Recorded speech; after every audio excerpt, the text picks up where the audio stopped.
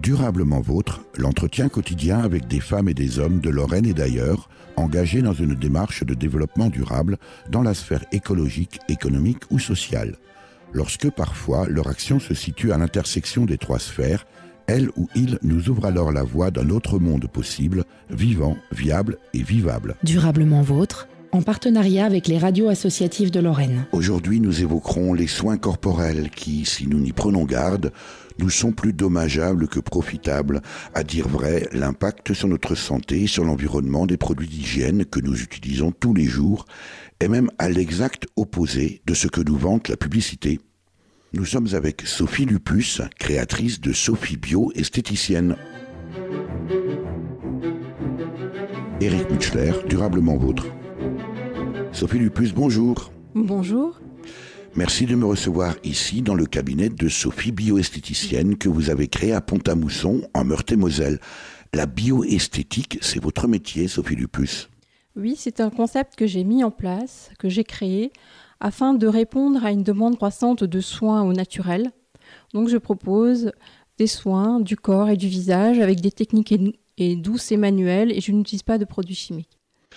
En même temps, Sophie Lupus, ouvrir un cabinet de bioesthétique dans une petite ville, une petite bourgade comme Pont-à-Mousson, c'était osé, non ? Oui, mais l'avantage de la situation de Pont-à-Mousson, c'est que nous sommes entre Metz et Nancy, et du fait que j'ai une offre aussi de soins au naturel, m'amène une clientèle assez large et d'assez loin parfois. Alors, si vous avez créé Sophie Bioesthéticienne, Sophie Lupus, c'est parce que les produits que l'on nous propose en grande surface, à Pont-à-Mousson comme ailleurs, ce sont tout simplement des poisons pour nous-mêmes et pour l'environnement. Pour choisir un dentifrice, un shampoing ou encore un gel douche, les consommateurs sont rarement très exigeants. J'achète juste des produits qui sont pas chers et les premiers que je vois en fait. Je prends, il y a un produit qui m'intéresse, je l'achète et voilà. Si le produit est beau, puis je le prends sans faire attention, non. Contre le froid, pour une meilleure hygiène, on penserait qu'ils sont nos alliés. Et pourtant, dans 400 produits recensés par l'UFC Que Choisir, l'association dit avoir trouvé des substances nocives, que ce soit des perturbateurs endocriniens ou des allergènes.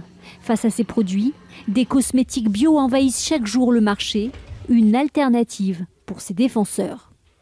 Souvent, on va utiliser des conservateurs comme le BHT ou la BHA, qui sont quand même des gros perturbateurs endocriniens et qui sont également hyper irritants et allergènes. Éric Mutschler, Durablement Vôtre. Tout est dit dans cet extrait d'un reportage diffusé le 22 février 2017 sur BFM TV.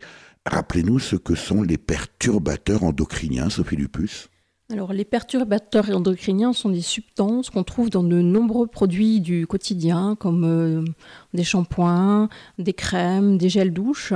Et ce sont des substances qui peuvent atteindre le système hormonal et provoquer des perturbations assez importantes, notamment pour les femmes enceintes au niveau du fœtus. Et en fait, c'est l'accumulation de substances toxiques dans les produits d'hygiène et de beauté qui sont préjudiciables en fait à la santé. Le 20 février 2017, l'association UFC Que Choisir publiait une liste de 400 produits d'hygiène contenant des substances toxiques. Est-ce que vous pensez, Sophie Lupus, que nos concitoyens, consommateurs, sont conscients de la non-qualité, voire la dangerosité des produits qu'ils achètent de façon, on l'a entendu dans le reportage, de façon finalement très anodine ?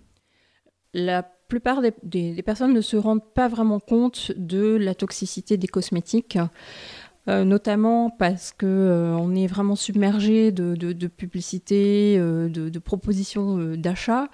Et en fait, en plus, la liste des ingrédients dans les cosmétiques est écrite en tout petit, est écrite en latin. C'est une nomenclature internationale, la nomenclature INCI. Et pour n'importe quel citoyen, c'est absolument incompréhensible, moins d'avoir fait des études de latin, ou alors pouvoir suivre des ateliers, comme les ateliers que je propose, où j'apprends justement à décrypter et à lire les étiquettes. Ou avoir un doctorat de chimie, et en tout cas avoir de bons yeux. Voilà, donc c'est rare les personnes qui se munissent d'une loupe quand elles vont faire leurs courses, mais il faut savoir aussi que les produits Bon, ne sont pas tous dangereux, attention. On est quand même des produits quand même qui sont bien, dont les normes sont respectées et qui ne sont pas, il n'y a pas de danger a priori non plus à les consommer. C'est la surconsommation, la mauvaise utilisation aussi de certains produits qui peuvent être préjudiciables et surtout la complexité en fait des composants et des substances qui y figurent. Néanmoins, quand même, la quantité et l'accumulation progressive de ces substances qui se retrouvent à travers notamment nos déjections, urine, fesses, dans la nature, dans les stations d'épuration qui ne sont pas conçues pour les retenir, se retrouvent aussi dans le milieu naturel. Ah bah bien sûr, il y a des produits par exemple comme les silicones. Donc les silicones sont issus du plastique et les silicones, on les retrouve dans les shampoings. Donc on se lave les cheveux, donc les produits repartent dans les eaux usées et vont se déverser partout dans les nappes, dans les rivières. Et à terme, ces pollutions sont assez importantes et on n'a pas l'impression qu'elles sont importantes, mais elles le sont réellement. J'ai toujours un petit exemple à citer, c'est les microbilles des gommages pour le visage ou pour le corps sont les 3/4 du temps faites de polymères, sont des microbilles de plastique. Et ces microbilles de plastique, en fait, elles vont se déverser notamment dans les eaux usées, etc., puis suivre le cycle en fait, de l'eau. Et on les retrouve dans l'estomac des mollusques ou des petits poissons. Donc ces microbilles de plastique, d'un produit absolument anodin, se gommer la peau, c'est un geste qu'on peut faire régulièrement, ce geste qui paraît anodin, si on n'utilise pas des produits naturels, on va amener à une pollution. Sophie Dupuce, que fait la police ? Je veux dire par là, la législation, visiblement, n'est pas faite pour nous préserver, pour préserver notre santé, en tout cas pour l'utilisation des produits cosmétiques, et puis pour préserver l'environnement, si je vous entends bien. Alors, la législation existe pour certaines catégories de produits. Par exemple, justement, les microbilles de plastique vont être interdites dans les produits de gommage. À la bonne heure. Petite avancée. Alors, un produit d'hygiène qui est absolument dramatique, ce sont les cotons-tiges. Parce que les cotons-tiges, c'est un petit morceau de plastique qui se dégrade pas. Il faut des centaines d'années pour dégrader un coton-tige. Et là, il y a une directive qui vise à l'interdiction des cotons-tiges en plastique. Parce qu'il se passe aussi, c'est que les cotons-tiges en plastique, les oiseaux les ingèrent, ou les poissons, parce que ça attire le regard des oiseaux. Ils vont picorer ça, ils vont l'ingérer, et puis on peut imaginer ce que ça peut faire dans l'estomac d'un oiseau ou d'un poisson. Pour autant, et paradoxalement, depuis la nuit des temps, Sophie Dupuce, la nature a toujours fourni tout ce qu'il fallait pour notre bien-être et pour la beauté, en particulier celle des femmes, bien sûr. Alors, si on se préoccupe de la beauté, justement, et si on fait un petit peu des recherches dans l'historique et dans la beauté de nos anciennes, des générations d'avant et puis depuis la nuit des temps, les produits cosmétiques ont toujours existé. Ça a toujours fait partie en fait de l'hygiène. Alors ça change en fonction des périodes, en fonction des civilisations. Et ça, c'est hyper intéressant aussi. C'est précisément en réponse à l'omniprésence de la chimie de synthèse dans la cosmétique qu'est née la slow cosmétique. Alors la slow cosmétique, c'est quoi ? Mais c'est un mouvement militant qui a pour but en fait de sensibiliser les gens à une cosmétique plus raisonnable, plus naturelle, moins trompeuse aussi. C'est en fait un mouvement qui est né suite à la parution de mon livre « Adopter la slow cosmétique » en 2012. Et depuis, le mouvement a grandi et il y a une association qui milite avec des bénévoles pour que justement on comprenne que les cosmétiques ne sont pas toujours ce qu'ils semblent être et qu'on a tout intérêt à consommer des choses plus propres, plus naturelles, plus éthiques. Et puis à lire les étiquettes aussi, la slow cosmétique nous aide à faire ça. Durablement vôtre, Éric Mutschler. C'était Julien Québec dans une vidéo réalisée en 2015 par l'association Slow Cosmétique. La slow cosmétique, ça vous parle, Sophie Dupuce ? Bien sûr, j'ai découvert ce mouvement et j'ai vraiment trouvé que c'était très intéressant que des acteurs, que des marques s'intéressent à ce mouvement pour proposer des gammes de produits beaucoup plus respectueux de l'environnement, beaucoup plus respectueux de notre santé. Et l'association Slow Cosmétique, en fait, propose de décrypter la cosmétique, d'adopter les bonnes pratiques, de faire soi-même et aussi de se libérer en fait de l'industrie. Pourquoi ? Parce qu'on est tous victimes de ce qu'on appelle le greenwashing. Donc le greenwashing, c'est un concept qui veut tout repeindre en vert. Et en cosmétique, c'est assez flagrant parce que dans grande distribution, vous avez plein de produits qui ont des allégations très nature, mais quand on regarde au plus près les étiquettes, c'est plus nature du tout. Y compris sur l'étiquette elle-même, sur l'image, par exemple, utilisée. Voilà. C'est des images vraiment trompeuses. Parce que quand on regarde la liste d'ingrédients, il n'y a pas d'ingrédients naturels, ou alors ils se retrouvent en 15e position, et en fait, c'est à peu près un pourcentage minime du principe actif. Alors, slow cosmétique, évidemment, ça fait penser, ou ça convoque aussi le terme de slow food. C'est un peu la même démarche. Absolument. Le mouvement slow cosmétique a été inspiré de la slow food. En opposition au fast food, à la consommation rapide. Et en opposition, pour ce qui concerne les produits d'hygiène et la cosmétique, de se tourner vraiment vers des alternatives naturelles pour vraiment nous préserver de tous ces produits toxiques. Alors, une chose me gêne quand même, Sophie Lupusse, dans le propos de Julien Québec que l'on vient d'entendre, c'est lorsqu'il parle d'une cosmétique moins trompeuse. Il ne dit pas trompeuse, il parle d'une cosmétique moins trompeuse. Ça veut dire qu'on est définitivement les victimes du marketing, de la publicité, même dans la slow cosmétique. On est forcément quand même un petit peu victime de la mode des dictates de la beauté. On va toujours vous vendre une crème pour vous rendre plus belle. Alors, qu'elle soit chimique ou pas chimique... ça peut rester un peu trompeur. Il faut savoir quand même que la véritable beauté, c'est celle qui vient de l'intérieur. Alors ça, on y reviendra bien sûr, Sophie Lupusse. Lorsqu'on parle de produits cosmétiques, on pense peut-être davantage et peut-être surtout d'abord aux femmes. J'imagine néanmoins que la slow cosmétique et les produits cosmétiques et l'approche bio des produits cosmétiques intéressent et concernent également les hommes, Sophie Lupusse. Elle intéresse même tout le monde.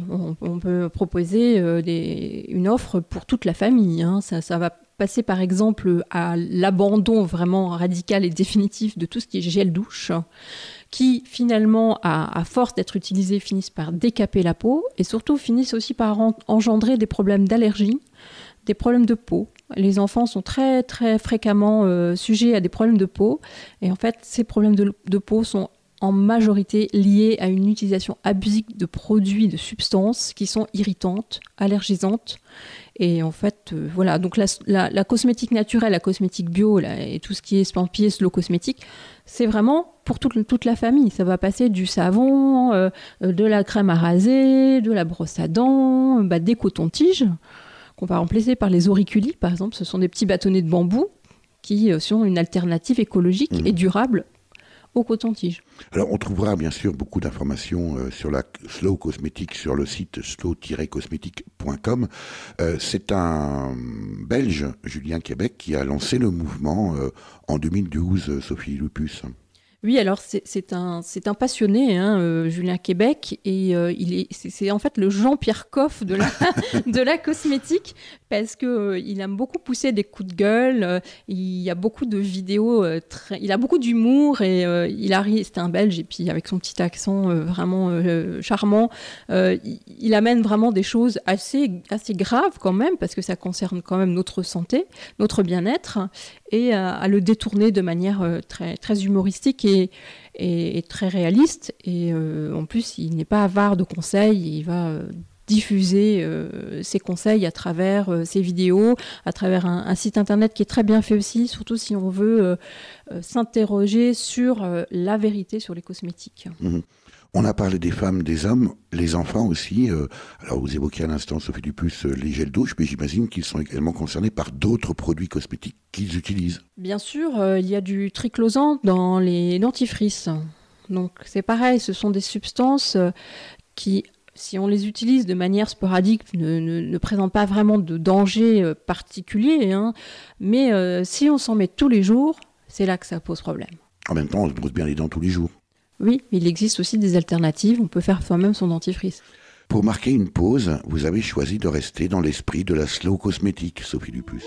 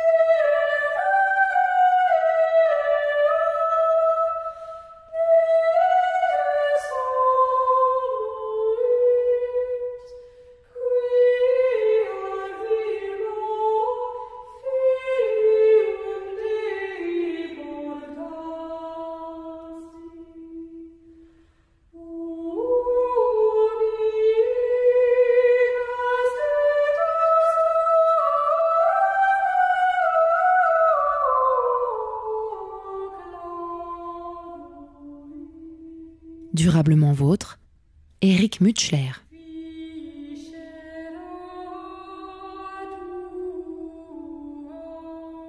Ave Generosa d'Hildegard von Bingen par le chœur Oxford Camerata sous la direction de Jeremy Semanli, tiré de l'album Heavenly Revelations, produit par le label Naxos. Les compositions de cette étonnante bénédictine du XIIe siècle font partie du fond musical que vous passez à votre clientèle dans votre cabinet de bioesthétique, Sophie Lupus. C'est arrivé, ça m'arrive, ça m'arrive. Je trouve que de prodiguer des soins avec de la musique classique et notamment de la musique baroque, c'est absolument extraordinaire parce qu'on voyage d'une certaine manière. Mais comme je suis praticienne de soins ayurvédiques, je passe beaucoup de musique indienne. Praticienne de soins ayurvédiques. Là, il va falloir nous préciser le concept et la démarche, Sophie Lupus. Oui, donc l'Ayurveda, c'est la médecine traditionnelle indienne. Donc c'est une médecine qu'on appelle holistique. Donc c'est une médecine globale qui va s'intéresser à l'homme dans sa globalité, dans son intégralité. Nous sommes des petits êtres vivants qui vivons dans un grand monde et tout est interaction. Donc la médecine ayurvédique apporte des solutions pour trouver un équilibre. La santé, c'est l'équilibre. Donc les dysfonctionnements engendrent des déséquilibres et engendrent des maladies.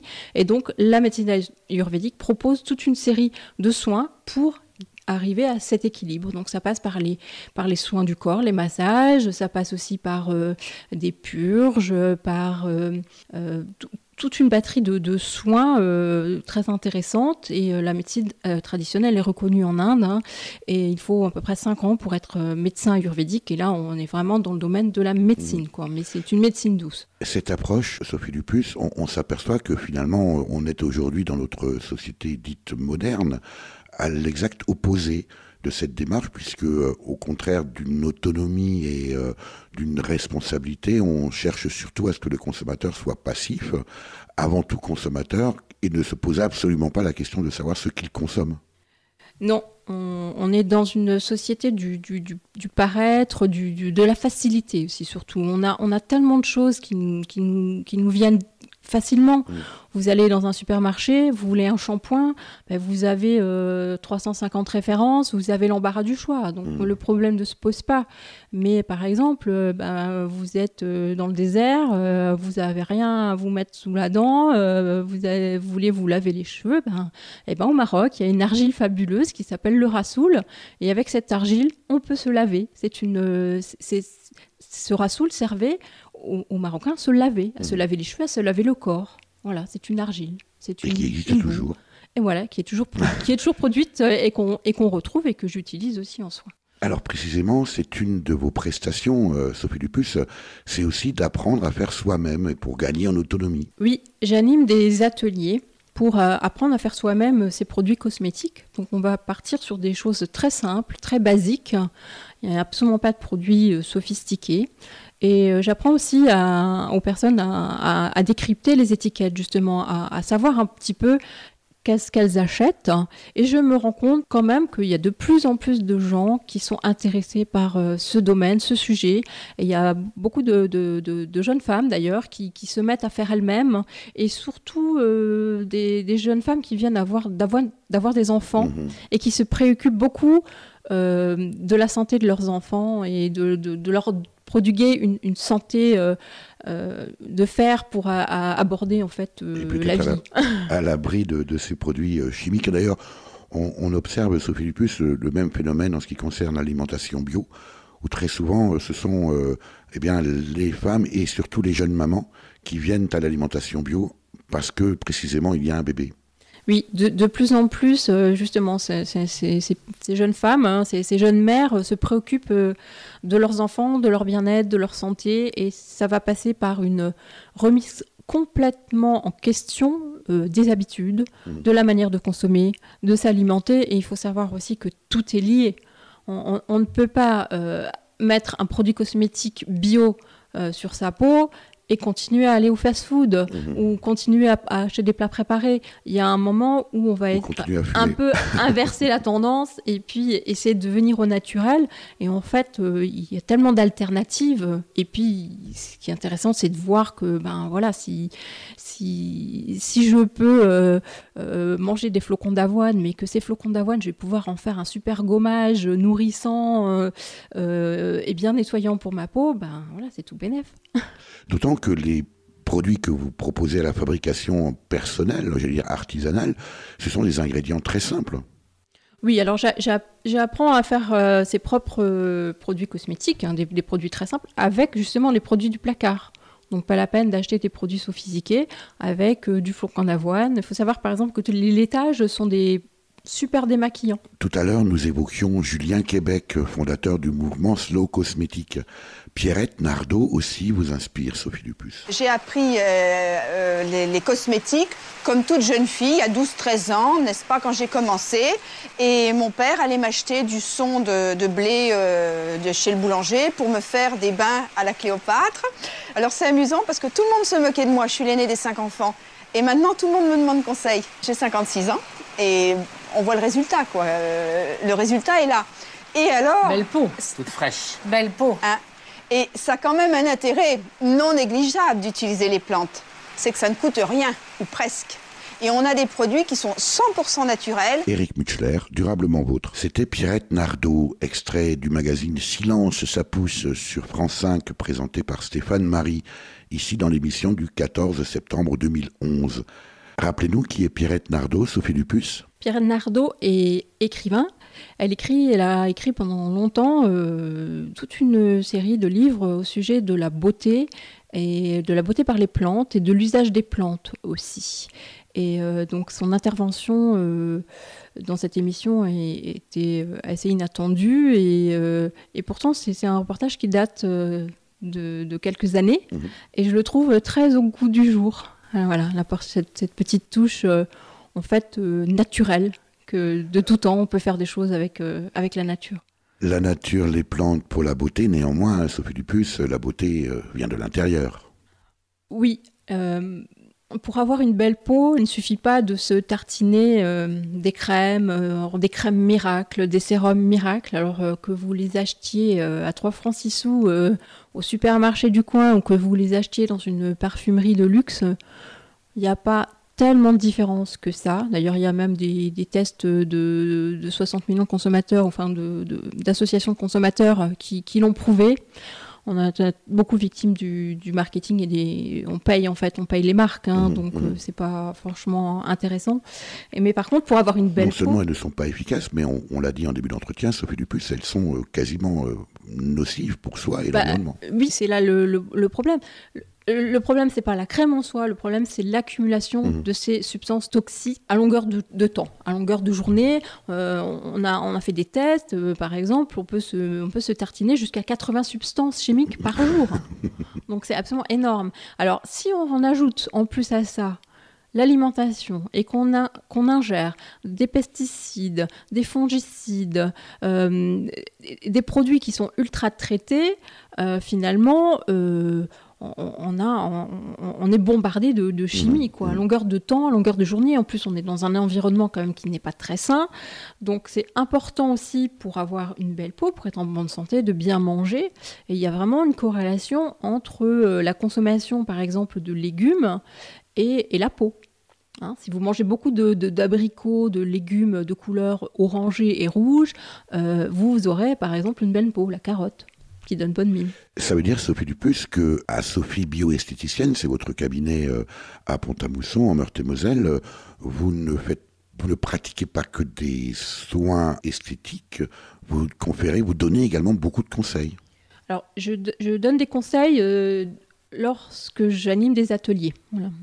Pour l'instant, j'ai une activité de conseil par le biais de ces ateliers, notamment des ateliers cuisine, où j'essaye de proposer des ateliers autour de la cuisine végétale et proposer toutes les alternatives aux produits carnés. Quelques conseils, voilà, puisque nous avons une bioesthéticienne au micro aujourd'hui, durablement vôtre, quelques conseils très simples, Sophie Dupuce, pour éviter, comme vous le dites, de se tartiner des crèmes inutiles sur la peau. Alors, pour avoir une jolie peau, j'ai bien s'hydrater. Je pense que vraiment un conseil très important, c'est l'hydratation. C'est boire. Alors boire quoi ? De l'eau. De l'eau. De l'eau. C'est bien ce que je craignais. Voilà, de l'eau. Boire aussi des tisanes pour leur vertu, pour nettoyer, pour détoxifier. En ce moment-là, vous avez la bardane, la racine de pissenlit, bientôt la reine des prés. Donc vous pouvez aussi, un geste aussi important aussi au quotidien, c'est de bien nettoyer sa peau. Alors il existe par exemple l'éponge de Konjac. Alors c'est une éponge qui est faite avec du végétal, donc qui est biodégradable. Donc au bout de 3 mois à peu près d'utilisation, on peut la jeter au compost. Donc à l'inverse zéro déchet. À l'inverse de ces perturbateurs endocriniens qu'il faut éviter bien sûr de jeter dans l'eau. Oui, bien sûr. Et puis, voilà, il n'y a pas que les perturbateurs endocriniens, il y a quand même aussi plein de substances allergisantes. Surtout, on a beaucoup parlé des parabènes, des conservateurs. Donc, en fait, passer à une cosmétique plus douce, bien regarder les étiquettes. Alors, on peut passer à la cosmétique bio, c'est tout à fait possible. On va dire que c'est plus vertueux parce qu'on connaît aussi l'origine des produits. Mais par exemple, une cosmétique qu'on peut acheter dans un magasin bio, même avec un label bio, ne contient pas forcément que des ingrédients bio. Il faut savoir que des fois, c'est 5% ou 10%. Après, on est sur des ingrédients biologiques. C'est pas parce qu'une cosmétique est marquée bio que c'est du tout bio. Par contre, les autres ingrédients, en fonction des cahiers des charges, vont être d'origine naturelle. Il faut rappeler que chaque Français produit chaque année plus de 390 kilos d'ordures ménagères. La chose n'est pourtant pas inéluctable. Le 30 novembre 2015, dans cette même émission Durablement Vôtre, je recevais Bea Johnson, l'auteur du best-seller Zéro déchet. À la question « Que trouve-t-on dans votre livre ?», Voici ce que répond Béa Johnson. Tout simplement les astuces que nous employons aujourd'hui pour avoir réduit nos déchets à un bocal par an. Donc notre famille, en fait, pour atteindre cette réduction de déchets, nous suivons 5 règles dans l'ordre. On refuse le superflu, on a réduit le nécessaire, on réutilise en ayant remplacé tout ce qui est jetable par une alternative réutilisable et en achetant d'occasion lorsqu'on a besoin d'acheter un bien matériel. Ensuite, on recycle seulement ce qu'on ne peut pas refuser, réduire ou réutiliser. Et enfin, on composte le reste. Donc, je parle beaucoup de ces 5 règles et ensuite comment les appliquer. 5 règles très simples et quelque part de bon sens. Tout à fait. C'est en fait beaucoup de ce que je propose, c'est un retour aux bases. En fait, c'est ce que faisaient mes grands-parents. Durablement vôtre. Éric Mutschler. L'émission complète que j'ai eu le plaisir de réaliser le 30 novembre 2015 avec Béa Johnson, auteur du livre Zéro déchet, est en podcast sur le site de l'émission durablementvôtre.fr. Vous êtes, vous aussi, Sophie Lupuce, adepte de la démarche Zéro déchet. Oui, j'ai découvert Béa Johnson et voilà, je suis devenue fan. Une inconditionnelle. Voilà, une inconditionnelle. Je la suis et son livre fait partie un petit peu des bibles des adeptes des groupes zéro déchet qui fourmillent d'idées et qui fleurissent aussi sur les réseaux sociaux. C'est très sympathique. Sophie Lupuce, les déchets, parce que la cosmétique produit, à travers la consommation que nous en faisons, énormément de déchets. Alors, il faut savoir que l'industrie cosmétique, c'est énorme. C'est une industrie énorme. Alors, la France est leader. Elle représente pratiquement 25% de part du marché mondial des produits d'hygiène et de cosmétiques. Elle réalise 25 milliards de chiffre d'affaires. Donc, c'est une industrie. Qui dit industrie dit production de déchets, forcément, parce que c'est l'industrie de l'emballage par excellence, puisqu'on va retrouver les shampoings dans des matières plastiques, les gels douche, les brosses à dents en plastique. Vous imaginez, vous utilisez une brosse à dents tous les 2-3 mois, vous jetez votre brosse à dents dans la poubelle, c'est un déchet. Ça, c'est un déchet qui ne va pas être recyclable, à part certains flacons de cosmétiques, bien sûr, sont recyclables, mais c'est pas le tout de recycler. Il faut la démarche aussi du zéro déchet, c'est comment ne pas produire ces déchets. Alors justement, Sophie Lupuce, est-ce qu'aujourd'hui, les gens qui nous écoutent se disent, bon, ok, on est d'accord, tout ça est très néfaste pour l'environnement, pour ma santé, mais néanmoins, eh bien, il faut que je me lave, il faut que je sois présentable, il faut que je me brosse les dents. Comment je fais ? Et vous-même, vous passez-vous entièrement de produits chimiques ? J'espère, Sophie Lupuce, que vous allez me dire que oui. Je vais vous dire oui. Alors, c'est une démarche qui s'est faite sur du long terme, sur de nombreuses années, progressivement, petites actions par petites actions. Alors, il faut savoir que quand on se lance dans le zéro déchet, on ne peut pas passer du jour au lendemain à du zéro déchet comme ça, de but en blanc. C'est quasi impossible et c'est très frustrant. Parce qu'on se dit, mais comment faire ? On n'a pas la solution. Par contre, si on prend la peine de s'y intéresser, on va trouver des solutions, on va trouver des alternatives. Pour se laver, j'utilise un savon qui vient d'une savonnerie artisanale de Nancy. Tiens. La savonnerie clandestine. Et voilà, c'était aussi une belle rencontre. Qui n'a de clandestine, bien sûr, que la marque. Voilà, parce que en fait, c'est une savonnière qui faisait ça un petit peu dans sa cave, puis voilà, qui en parlait pas trop, et puis qui faisait ça pour ses copines. Et finalement, elle a décidé de se lancer et de créer sa propre marque. Et moi, je participe aussi à soutenir ce genre de fabrique, ce genre de production locale. Et en matière de cosmétiques, c'est très timide, mais ça commence à venir. Maintenant, Alors, quand on parle de produits bio en matière alimentaire, Sophie Lupuce, très souvent arrive la question du prix. Est-ce que, par exemple, les savons de la savonnière clandestine sont plus chers, nettement plus chers que les savons de nos supermarchés ? Et est-ce que les produits que vous utilisez ici dans votre cabinet, Sophie, bioesthéticienne à Pont-à-Mousson, eh bien, vos prestations et les produits sont plus chers?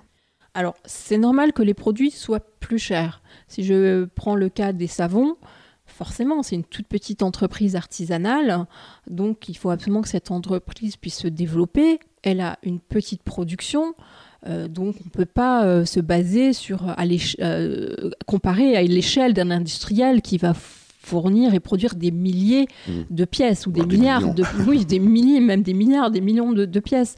Donc en fait, c'est peut-être un petit peu plus cher, mais il faut savoir ce qu'on veut. Est-ce qu'on veut de la qualité? Est-ce qu'on veut des produits sains? Est-ce qu'on veut des produits sûrs? Est-ce qu'on veut des produits durables? Oui, j'ai fait ce choix. Sans compter que peut-être que par l'utilisation plus importante que nous pourrions en faire, nous, qui sommes acteurs, amènerait aussi à des économies d'échelle précisément pour la fabrication de ce type de produit et donc réduire le coût. Mais bien sûr. Et puis, c'est aussi, ça peut être aussi une forme de un petit peu retour en arrière. Mais par exemple, fabriquer un savon de qualité, c'est très intéressant parce qu'on va produire un produit qui ne va pas générer de déchets et qui n'aura aucun impact sur l'environnement. Toutes les matières sont naturelles, la saponification à froid, c'est de l'huile et de la soude. Donc c'est une réaction chimique qu'on peut même s'amuser à faire à la maison. Bon, il faut porter des masques et des gants et être très précautionneux, mais c'est possible. Je le déconseille quand même sans expérience. Mais par exemple, ce genre de savon dure très longtemps. Donc voilà, il y a toujours un petit bénéfice quand même. Et ça permet aussi d'accepter aussi de payer un peu plus cher. Dénoncer la situation et dire les choses, Sophie Dupuis, c'est bien. Faire autrement, c'est mieux. Je fais le plein de produits locaux, c'est ça. Le panier bio, viens, rejoins le réseau. Tiens, prends ta part du gâteau, c'est effectif. On se mobilise en collectif, on se galvanise, nord, sud, autour de la table pour relever le défi du commerce équitable. Je l'ai fait avec mes mains, ça sort pas du magasin, c'est une pièce unique, pas une énième réplique. Une chose qui a surgi dans ma tête, qui aujourd'hui est bien faite, qui me rend fier de moi, de ce que je sais faire avec mes doigts. Quel plaisir de profiter de ce qu'on a créé, que ce soit du miel, une table ou de quoi se maquiller. C'est sûr que c'est pas parfait, mais c'est moi qui l'ai fait. Ouais, c'est lui qui l'a fait. Que la lumière soit et la lumière fut, que la terre soit et la terre fut. Un peu de vert par-ci et beaucoup de bleu par-là. Mon boulot, c'est trop chouette, moi je crée des planètes dans la glace. J'insuffle la braise de la vie et mon monde fleurit. À mon image je vous ai modelé. Prends le pouvoir de l'univers, à toi de faire. Fais-le. Fais-le.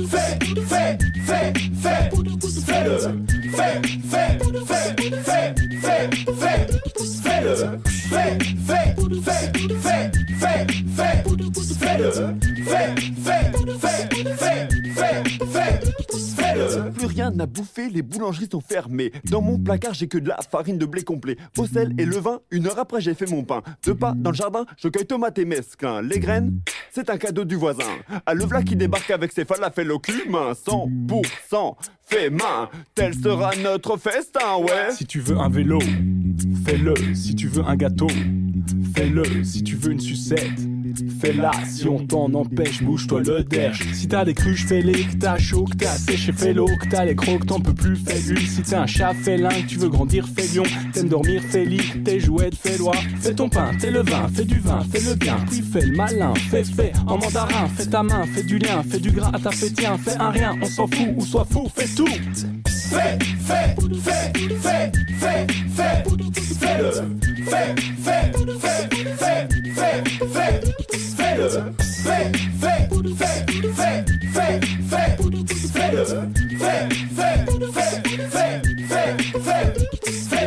I wanna do it, yes, I'm gonna do it. I wanna do it, yes, I'm gonna do it. Do it.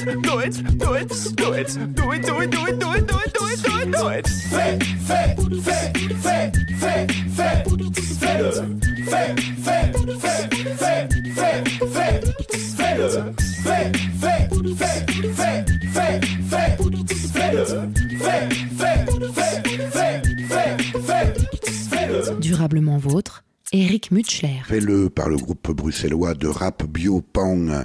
Ils étaient d'ailleurs en concert à Moyen le 12 mai dernier et seront à Metz à la mi-juin. Vous, Sophie Dupuis, vous n'avez pas attendu cette injonction pour vous y mettre puisque vous avez fondé Sophie Bioesthéticienne à Pont-à-Mousson en 2012. Comment vous êtes venue cette idée ? Alors j'ai été en phase de reconversion professionnelle. J'étais un petit peu dans la recherche d'une nouvelle façon de travailler, une autre ouverture.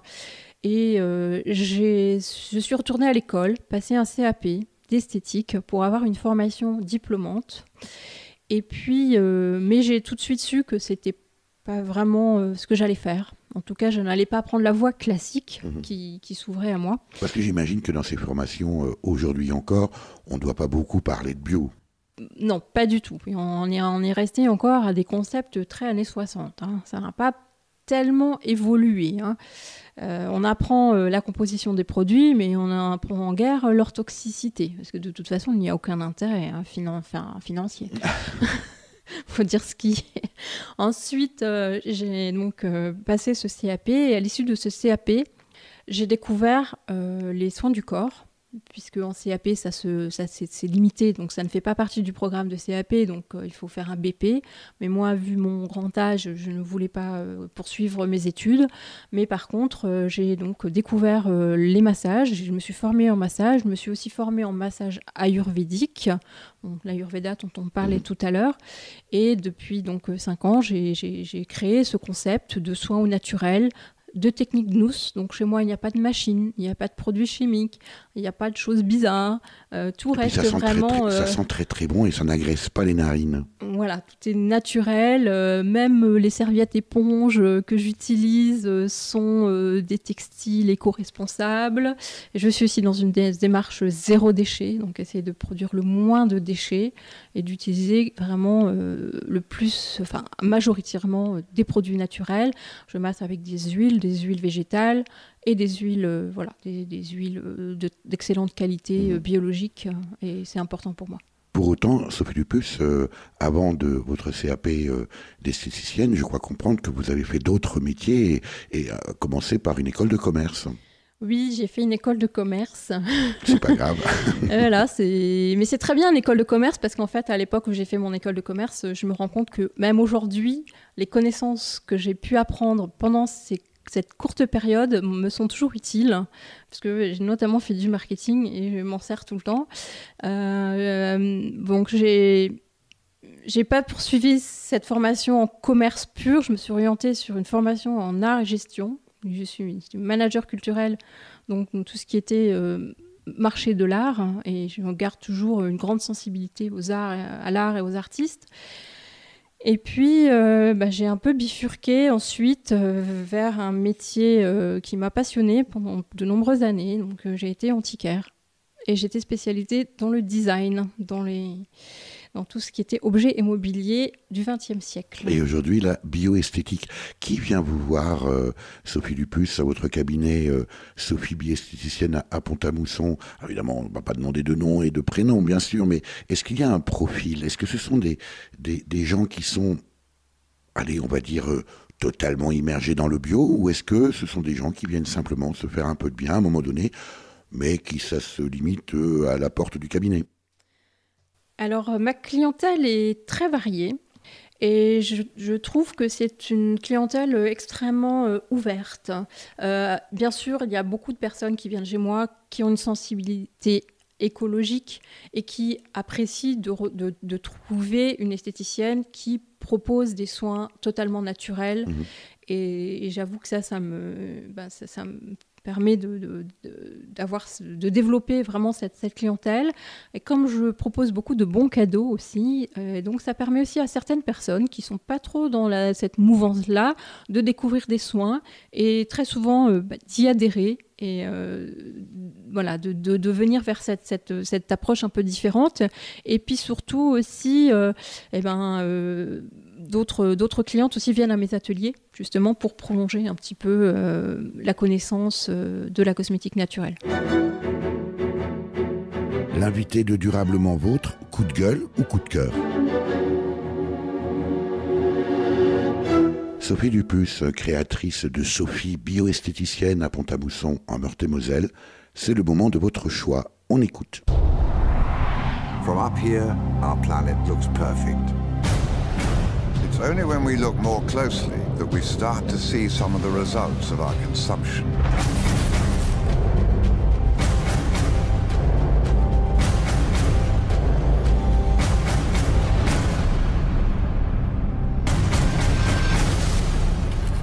Does anyone know what happens to it all?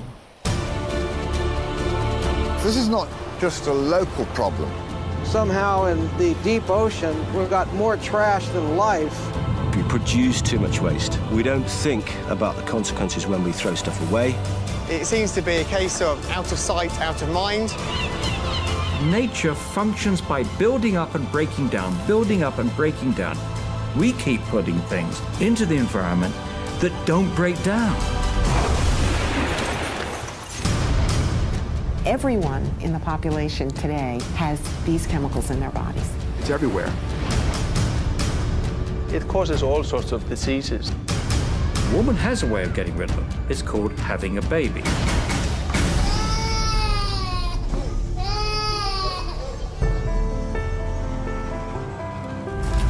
We did it with smoking, the smoking ban. We did it with seatbelts and wearing seatbelts. We did it with drink driving, actually, when that became unacceptable. We need to do this with waste. Perhaps times will change and we will. Cet extrait en VO de la bande-annonce du documentaire Trashed, réalisé par Candida Brady, sorti en 2016, pour illustrer votre coup de gueule, Sophie Dupuis. Alors ce film m'a beaucoup marqué et m'a aussi permis là vraiment de m'engager pour le zéro déchet. Alors rappelez-nous brièvement le contenu de ce film Trashed. Voilà, donc c'est l'acteur Jeremy Irons qui a décidé de faire un tour du monde des déchets. Donc il a vraiment été dans des pays très différents et s'est aperçu que dans le monde entier, il y avait des montagnes de plastique, des montagnes de déchets, que la mer était un océan de plastique. Qui abrite même le 6e continent. Voilà, la mer de plastique. Hein, et c'est terrible de voir cette mer de plastique et de voir qu'en fait, le plastique se désagrège, certes, mais il ne disparaît pas. Donc il s'agglomère, ça devient une espèce de matière, de magma, de petites particules de plastique qui ne se dégradent pas et qui donc polluent, sont des pollutions absolument énormes. Et l'intérêt de ce film, c'est de montrer que bien sûr, il existe des solutions comme l'enfouissement ou l'incinération, mais ce ne sont pas des solutions. Et que un peu comme le nucléaire, l'idéal, ce serait de ne pas produire de déchets. Donc la solution ultime, comment faire pour ne pas produire de déchets? Et donc, à notre niveau, nous, citoyens, on peut vraiment s'engager dans cette démarche. Il y a des villes entières qui s'engagent dans le zéro déchet, comme la ville de San Francisco, mais chez nous, il y a la ville de Roubaix, qui est très engagée dans la mouvance zéro déchet.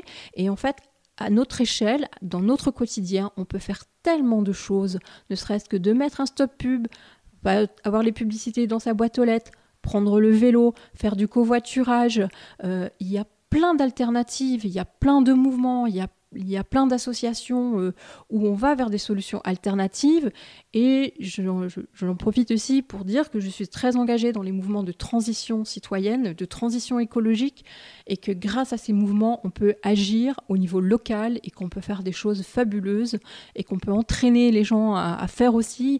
Et je reviens aussi sur le clip du groupe Pan qui dit « fais-le ». Mais oui, si on a envie de faire quelque chose, on n'a qu'à le faire. C'est pas compliqué. J'ai envie de faire, moi, un four solaire. Je vais créer, je vais regarder sur Internet et je vais construire mon four solaire.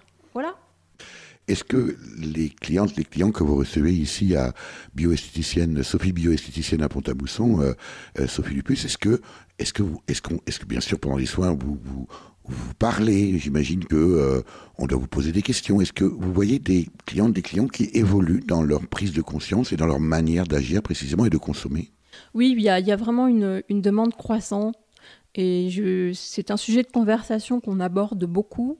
Et du coup, ça me permet aussi de faire un peu de récupération pour fabriquer des tas de choses moi-même. Voilà, j'ai toujours besoin de bocaux.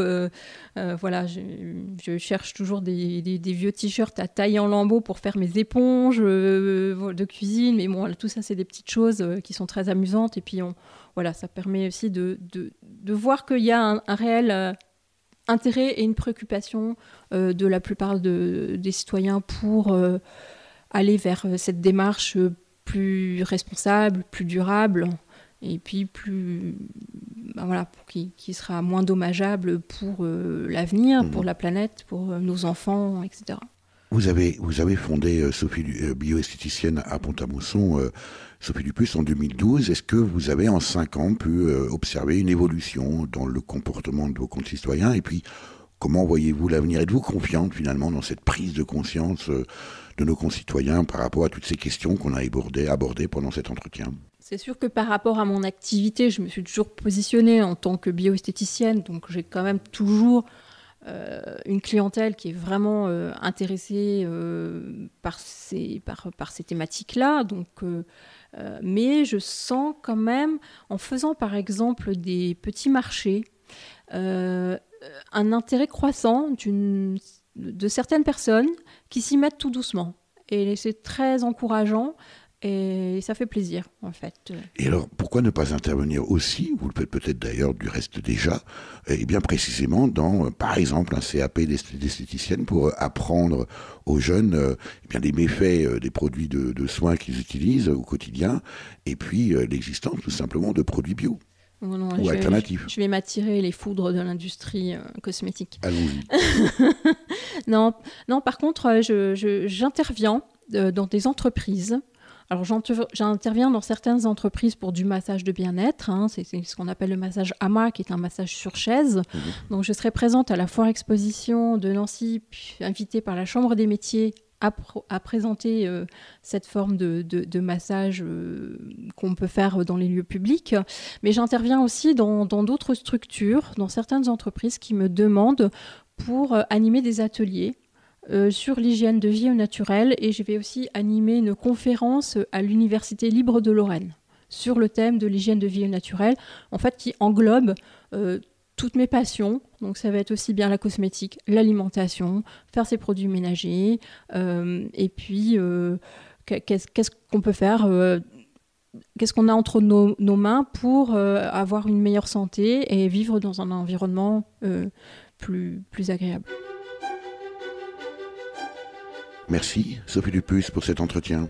Merci Eric. Je rappelle que vous êtes la créatrice du cabinet Sophie Bioesthéticienne à Pont-à-Mousson en Meurthe-et-Moselle. Pour en savoir plus, connaître le détail de vos prestations, mais aussi les dates des ateliers que vous organisez régulièrement sur la bioesthétique, rendez-vous sur votre site à l'adresse www.bio-est-éthique.fr.